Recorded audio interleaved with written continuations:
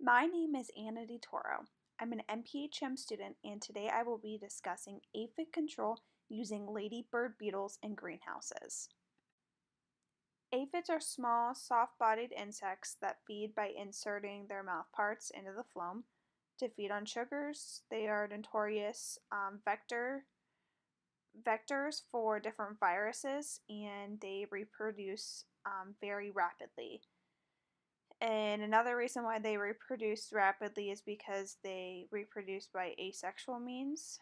Um, as the aphids are born, they develop into nymphs and then they feed on plant sap and grow very rapidly while molting 4 different times before reaching adulthood.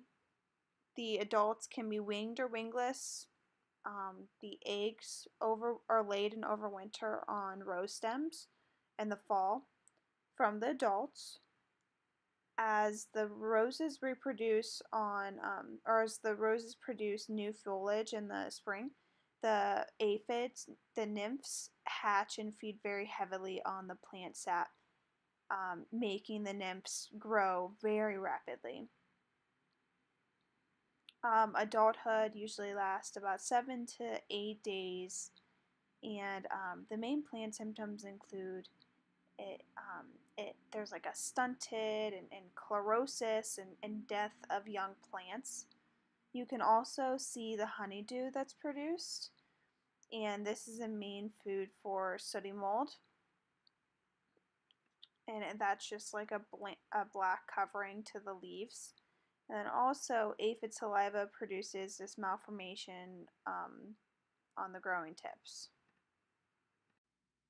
Aphid considerations for control include aphids reproduce very fast, and there's 2 types of reproduction, asexual and sexual. Asexual makes the reproduction a lot faster than the sexual, and the nymphs and adults both attack the plant. So there's 2 different stages in the life cycle that are attacking the plant, making it more destructive to the plant parts. And also honeydew secretion, and this affects photosynthesis and bringing on the sooty mold, as you see in the photo to the right. Detection methods include using yellow sticky cards, but this only attracts winged aphids, not wingless aphids. You can also use susceptible crops and monitor these by looking for white flakes and honeydew. And just remember that aphids congregate on the growing tips and on the flower heads and buds. The action threshold for aphids is 250 aphids per plant. The criteria for selecting the biological control agent include matching agents with the same agent host populations and environment. Also looking at the abundance of the biological control and of the pests that we're trying to control, the spread in the greenhouse of the pest, and also the aphid species that we're trying to control. Biological control agents for aphids include aphid parasitoids, aphid banker plants, predatory midges, lady beetles, green lacewings, and naturally occurring predators and pathogens.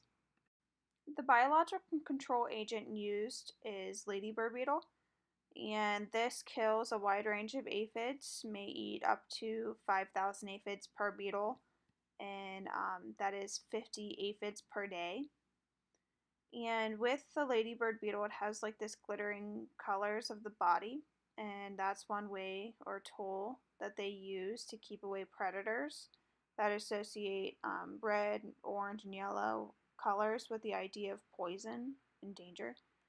Um, Natural enemies of many insects, especially aphids and other sap feeders, are utilized by this biological control, the lady beetle. And then the ladybird beetles also feed on aphids as larvae and adult.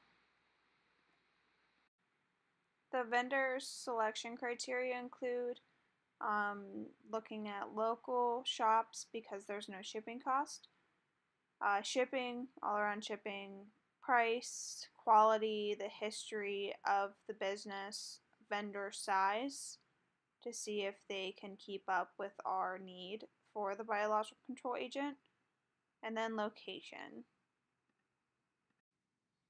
The selection of release rates in the protocol include there should be 1,500 ladybird beetles that cover 750 square feet. Make sure that you water this area before you actually release the ladybird beetles because they might be very dehydrated. Shake predators onto close pest populations because you want the ladybird beetle to hatch and start feeding on the pest because it's very hungry too. This should be released one handful at a time. It's very little to no protocols are available right now for ladybird beetles, so you might want to do, trial and error to see what exactly works for your biological control program. And then this should be released weekly for 3 weeks or until ladybird beetle populations are established. And then usually you can look at this by like 1 gallon, and that's 72,000 ladybird beetles that will cover 10 acres. Here's the purchasing and shipping vendors for the ladybird beetles, looking specifically at quantity of the ladybird beetles, price, shipping cost, and total cost per 1,500 ladybird beetles. Planet Nature ladybird beetle vendor is the best vendor because it's the cheapest and has the best quality ladybird beetles. The release environment includes specifically do not release during the sunny part of the day. The evening is preferred. The ladybird beetles can be stored in the refrigerator for several weeks, and the greenhouse temperature should ideally be at 25 degrees Celsius and should not go below 18 degrees Celsius or above 30 degrees Celsius. Compatible tactics with the biological control of ladybird beetles for aphids, including combining the use of host plant resistance, and this enhances the effectiveness of the biological control. The potential release issues may include, having water. We talked about the ladybird beetle becoming very dehydrated. If you release the biological control with very hot conditions and heat and having full sun, this can also cause issues. Having the temperature always below 80 degrees Fahrenheit and having different plants that may have different release rates, and you need to do your research before you release this. And there might be other predators of ladybird beetles such as stink bugs, spiders, and toads present. And this might make your program not effective or not as effective.